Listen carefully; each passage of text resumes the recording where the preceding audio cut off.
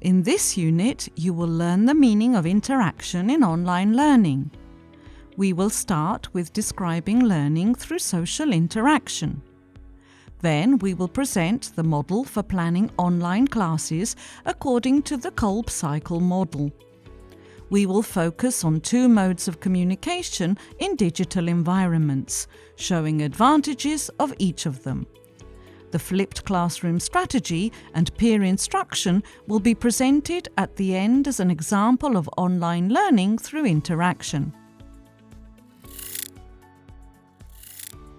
In today's academic teaching, we observe the paradigmatic change consisting in the shift from teaching to learning. A student-centered approach to teaching means that students are given an interesting problem-based task that triggers their interest, activity, and engagement. According to the constructivism, they should have a chance to recall their prior knowledge and explore the given problem through social interaction. It's important to look at the problem from different perspectives, explore ideas and options, and learn from peers in an active way. In a student-centered approach, the instructor's role changes from lecturer to facilitator of students' learning. His or her role is to trigger social interaction through formulating an interesting, challenging problem which triggers students' curiosity, creating a learning situation that helps to recall previous experience so students can share it with peers, using active teaching strategies that let students explore, discuss, and formulate conclusions, giving students an opportunity to express their thoughts and reflections, giving a chance to work in teams. One of the most well-known models applied in adults teaching is a Kolb learning cycle that might be the framework for the constructivist design of the teaching process. We present the model of online class design with the focus on social interaction. In a concrete experience phase, the students are given a problem task to be solved. The instructor may use such strategies as a brainstorm, a case study, a simulation, or a game. Students can work in breakout rooms as teams, such as MS Teams or Zoom.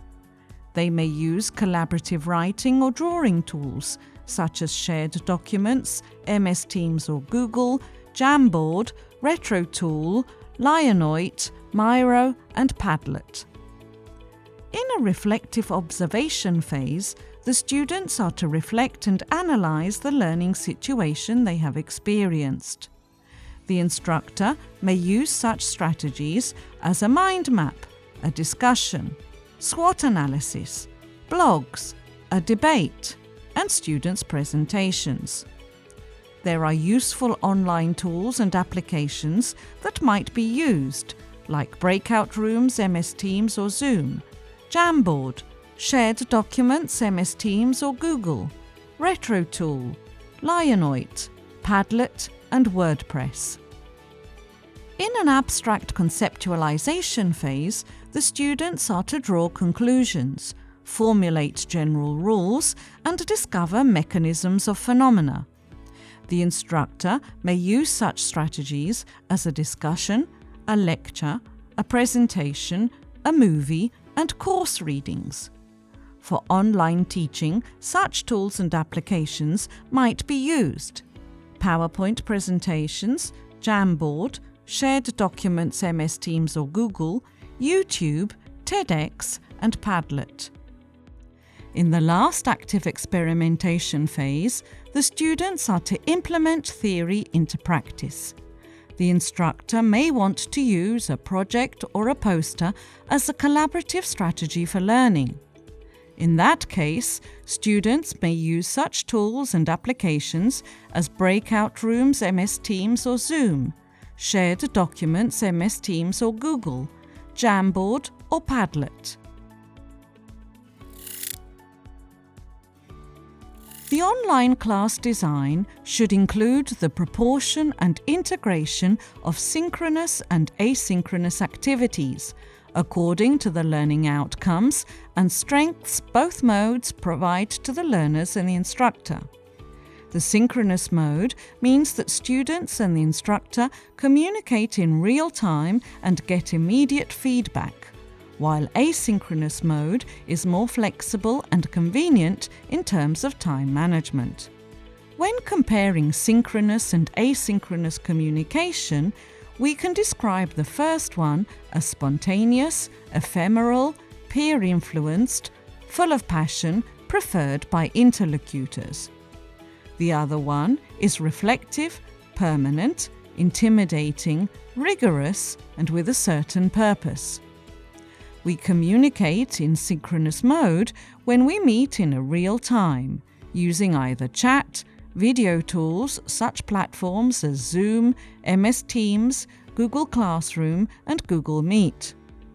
There are also other supporting tools that might be useful for synchronous communication: Padlet, Linoit, Miro, RetroTool, Mentimeter, Kahoot, that gives many options of engaging students in the class at the same time. For asynchronous communication, emails, forums, and chat tools can be used, as well as collaborative writing and drawing tools like Padlet, Google Docs, Google Drawings, Google Jamboard, and, for example, some other MS Teams functionalities. The instructor has to decide about matching the content to the mode of delivery.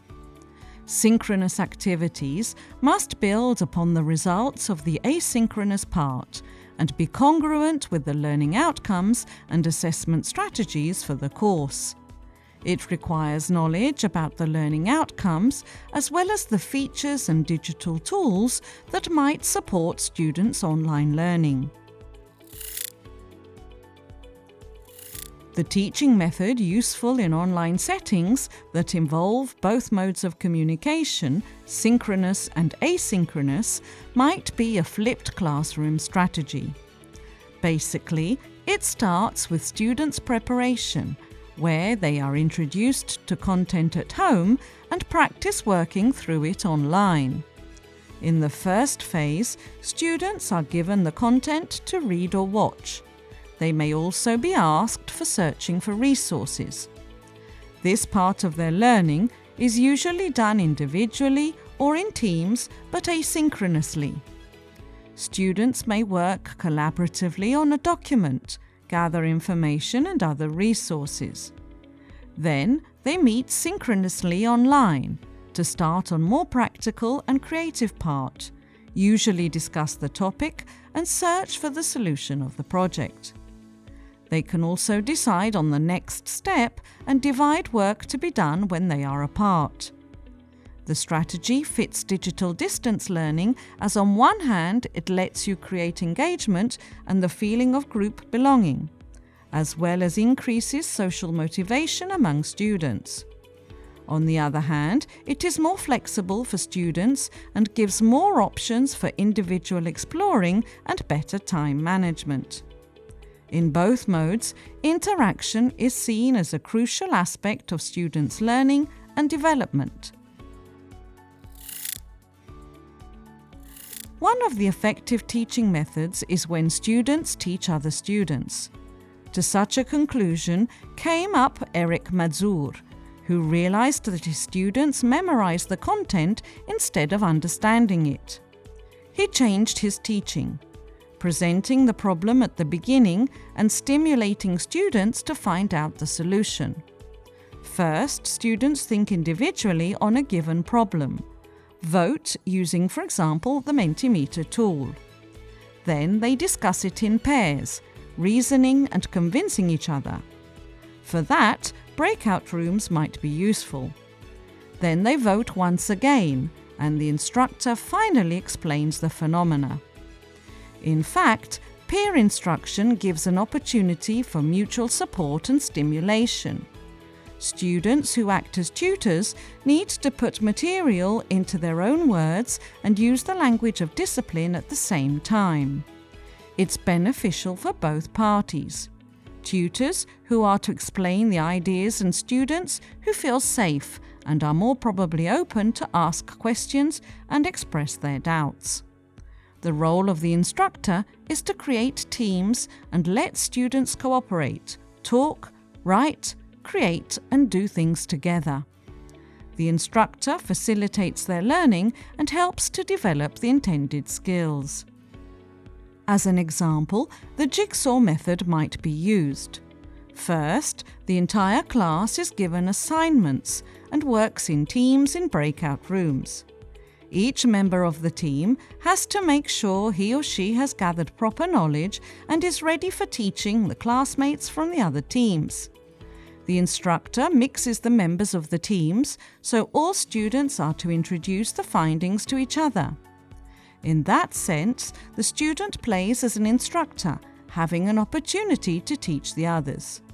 This approach is valuable not only from the cognitive but also from a social point of view, increasing motivation for active participation among students and strengthening the feeling of group belonging that is especially important in online settings.